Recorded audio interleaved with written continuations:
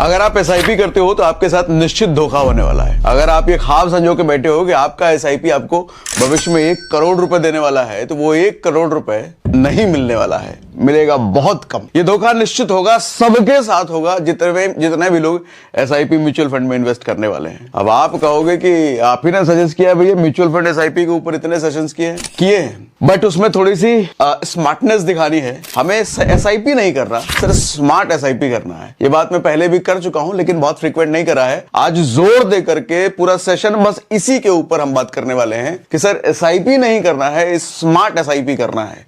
वो smart SIP आपको वो दिला सकता है जो आपकी एक्सपेक्टेशन है, लेकिन एसआईपी कभी भी वो नहीं देगा जो एक्सपेक्टेशन ले करके, जो सोच करके आप एसआईपी में इन्वेस्ट कर रहे हो। तो आज के सेशन में हम बात करेंगे डबल योर एसआईपी रिटर्न। अपने एसआईपी रिटर्न को 2 गुना कैसे करें, उस धोखे से बचे कैसे।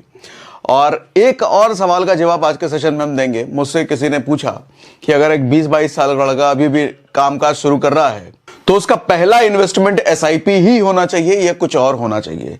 जिसे स्टॉक मार्केट की कोई समझ नहीं है, इन्वेस्टमेंट की ज्यादा समझ नहीं है, उसका पहला इन्वेस्टमेंट क्या होना चाहिए।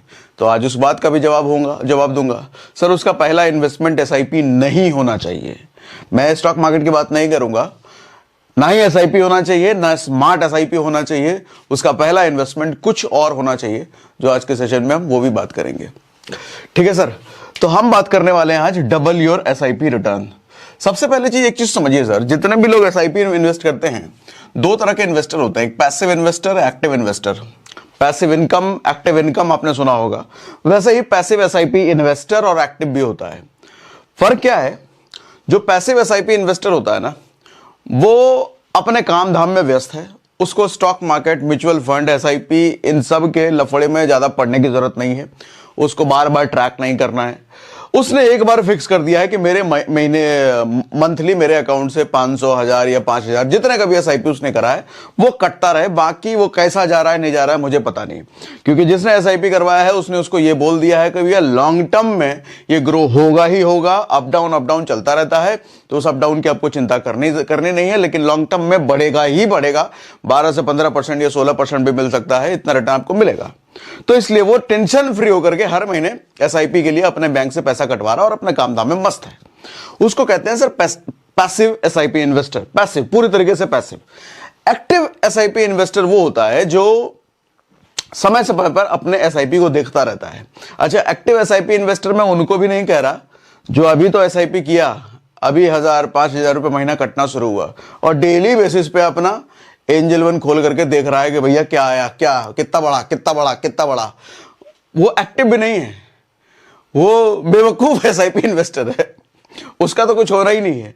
वो डेली बेसिस पे देखेगा, अरे आज घट गया, आज बढ़ गया।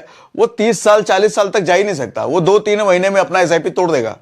एक फैक्ट ये भी है सर, मैक्सिमम एसआईपी इन्वेस्टर अपने एसआईपी को 6 महीने के अंदर तोड़ देते हैं। 6 महीने के अंदर तोड़ देते हैं, क्योंकि वो ये दूसरी वाली कैटेगरी होते हैं।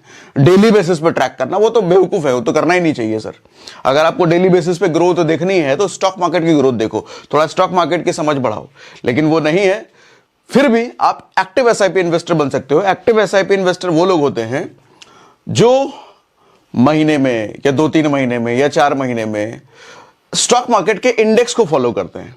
इंडेक्स कहने का मतलब, आप सिर्फ गूगल में अगर ये लिखो कि निफ्टी शेयर प्राइस, या आप जो भी ऐप यूज करते हो, एंजल वन यूज करते हो, ग्रो यूज करते हो, जीरोधा यूज करते हो, जो भी यूज करते हो, उसमें आप सिर्फ इंडेक्सेस की ग्रोथ अगर देखते रहो कि आज कितना बढ़ा, आज कितना डाउन हुआ, तो आपको यह पता चलता है कि स्टॉक मार्केट अभी ग्रो कर रहा है या डाउन हुआ है, आगे बढ़ा है या नीचे गिरा है, यह आपको समझ में आता है।